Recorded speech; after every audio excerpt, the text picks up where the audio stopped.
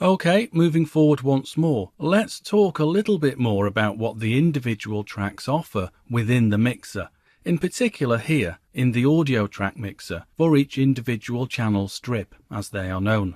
Above each fader we'll see these buttons M, S and R. If we click on M, that would mute this particular track. If we click on S, that would solo the track, so we only hear that particular track and everything else is muted. And R, that's when we want to record something.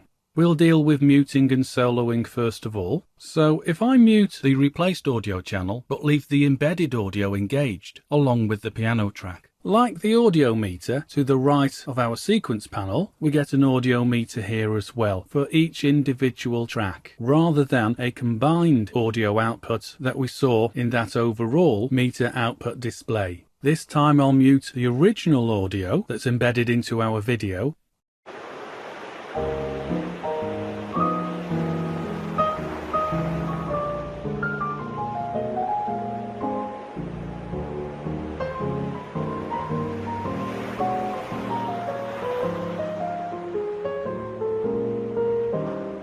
So that's how the channel strips work in terms of the faders and how the visual display is shown to us for individual tracks.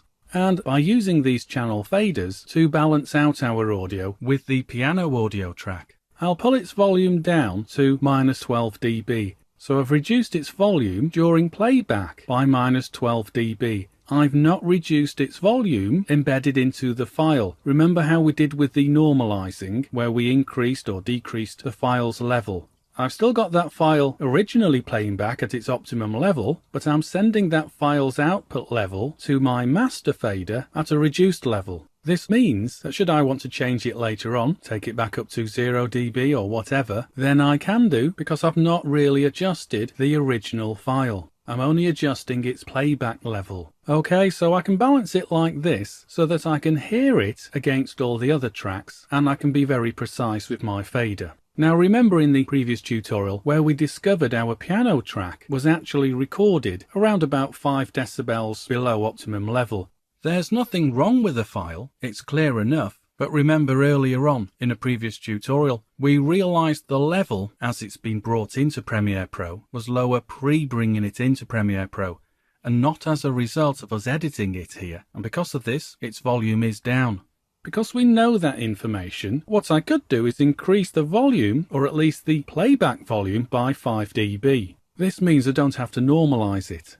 So, by typing in 5 there, that takes my fader up to 5 dB above the optimum level of 0.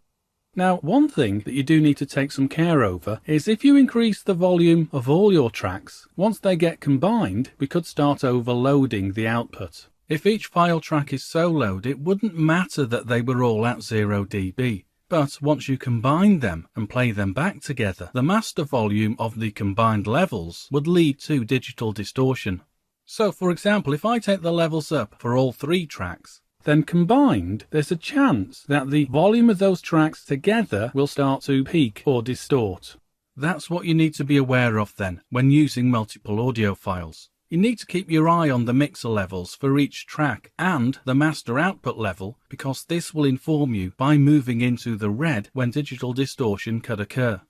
So it's that easy then when we want to adjust our different audio tracks using these channel strips and their related faders, so that when we combine the audio we don't get distortion. Okay, right, that's a quick run through then, the audio mixer. Let's move forward now and explore some more.